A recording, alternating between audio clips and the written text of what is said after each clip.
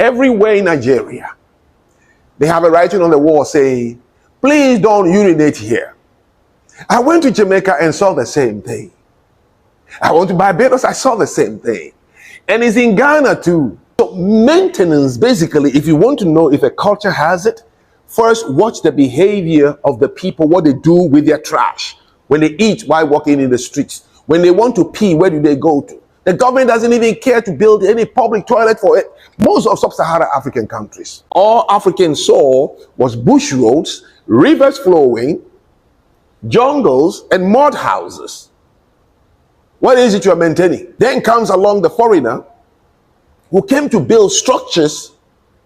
Now that requires a concept already in the basic fundamental of your living to be introduced to those things. How do you feed your dogs and your cats?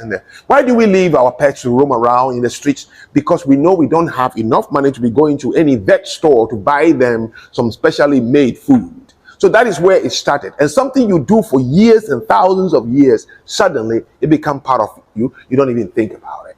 Maintenance is not what you do with railway stations and airports and your home. Maintenance is...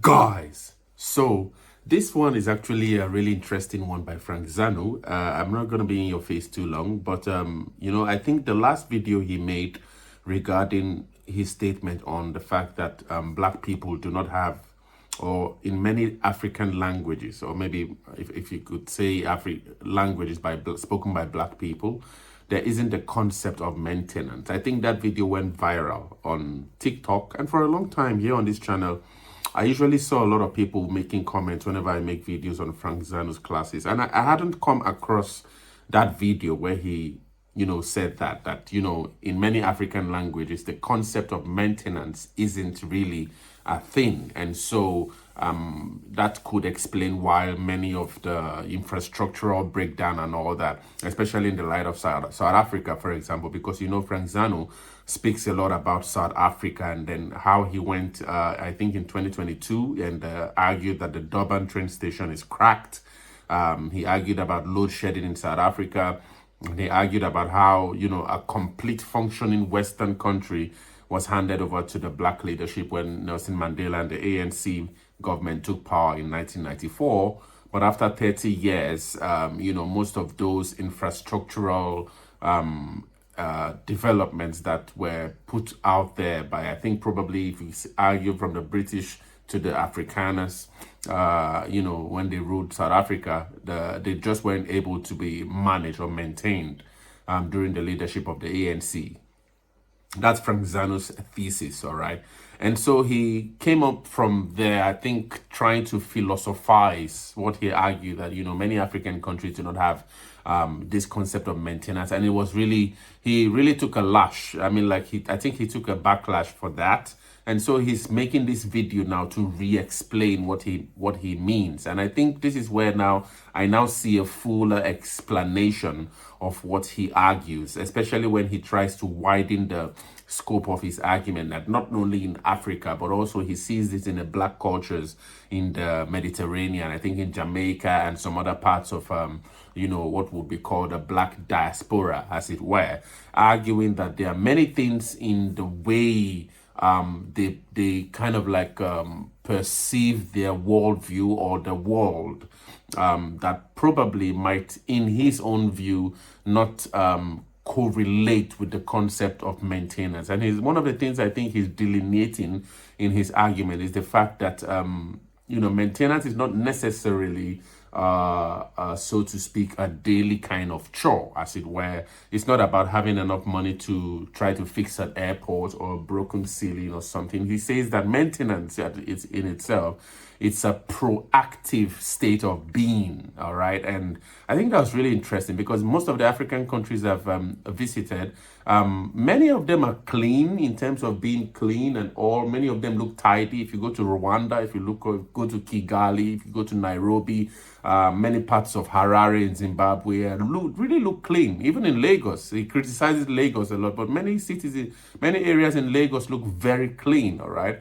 But I think that he's trying to delineate the difference between being clean and having this process of proactive state of being.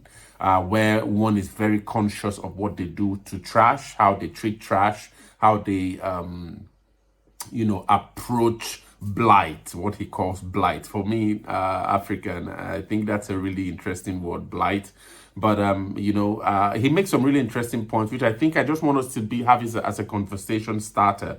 And I think the white South Africans or even the African Americans would be able to, who have lived close to the blacks, would be able to either confirm or renounce or reject some of these arguments. But I think they're really interesting, and let's hear your thoughts. Number two, before the missionaries arrived, if you are an African, do Africans have the concept of a God in the sky?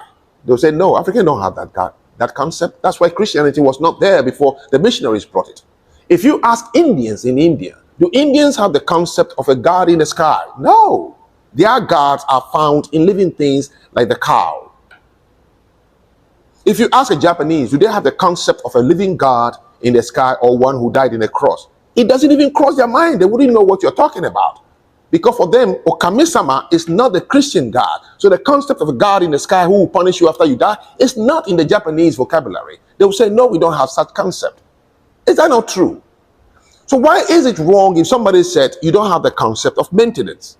Because you reduce the meaning of the word I meant maintenance to simply brushing your teeth and taking a shower. Some said, no, in our villages, the women always put clay on the whatever they call it. Cosmetic on your face is not maintenance. So what you see them doing is cosmetics. Because the women wake up in the morning and wash their pots and they sweep the ground. It's not maintenance. It's just a daily chore. So let me explain what I meant by African countries don't have the concept.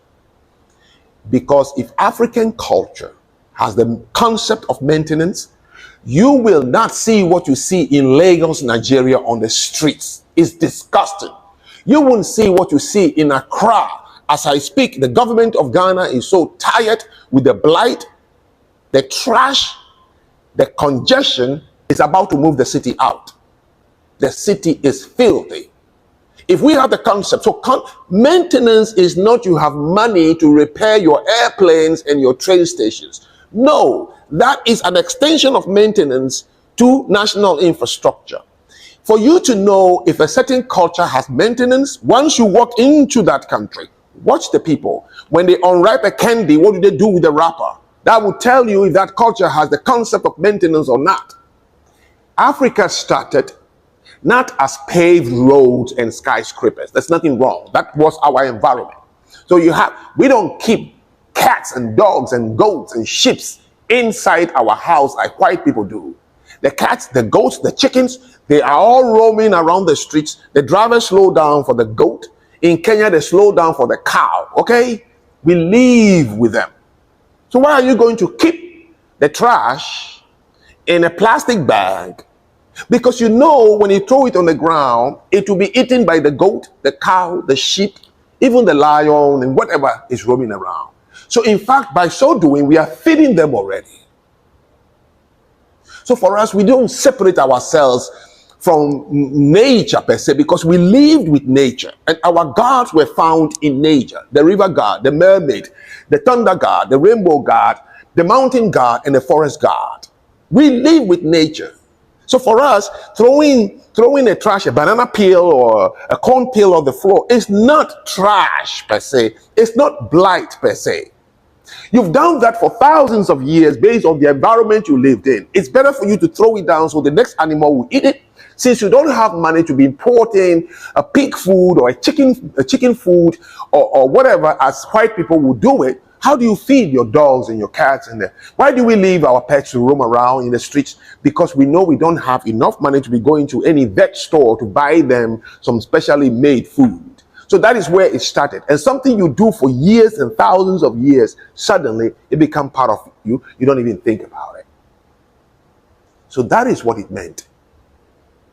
It's not that women wake up and they sweep. No, that is not it. That is cosmetic. It's called daily chore. So maintenance, basically, if you want to know if a culture has it, first watch the behavior of the people, what they do with their trash. When they eat while walking in the streets, When they want to pee, where do they go to? The government doesn't even care to build any public toilet for it. Most of sub-Saharan African countries. And so no police arrest anyone for peeing on the roadside. In the United States, an African friend of mine did it. Suddenly, a police came from nowhere. Can I have your driver's license or your ID? And gave him a ticket right there for peeing against a wall in the Bronx. Everywhere in Nigeria, they have a writing on the wall saying, please don't urinate here. I went to Jamaica and saw the same thing. I went to Barbados, I saw the same thing. And it's in Ghana too. We throw trash wherever we can find it. That is why the continent that generates a lot of garbage, we don't have any visible, sustainable garbage management company. We could have been using garbage to generate energy in Africa. So yes, I am telling it to you right now, there are many words that do not exist in some cultures. In Africa, maintenance is one of them. Let me explain. Maintenance is not what you do with railway stations and airports and your home. Maintenance is a proactive behavior. You look at a place, the way it was designed and built, and you say, this is how it's going to remain. Therefore, when you eat food, you don't throw it there. You are trying to maintain what you came to see. All Africans saw was bush roads, rivers flowing, jungles, and mud houses. What is it you are maintaining? Nothing. Then comes along the foreigner who came to build structures. Now that requires a concept already in the basic fundamental of your living to be introduced to those things. And so, like I concluded, not a single infrastructure left behind by colonials has ever remained, including Haiti and Jamaica and everywhere. Now hear this, my friends. The reason I made that statement in that video was because it is important to me. One, you see, when you examine a statement, it leads you to think. And then now you know why our cities are so trashed. Just simply accept. No one in Lagos is happy with the appearance of Lagos, but everyone is guilty for throwing the trash upon the already existing trash. Maybe if you had taken that statement I made carefully and thought about it like an intellectual being, you would go home and ask your uncles, engage your family into a discussion and say, now we see why we throw things around indiscriminately. Now we can do something about it. It may not be from you because you don't have the concept, you don't even have the discipline, but you can outsource it like Saudi Arabia did.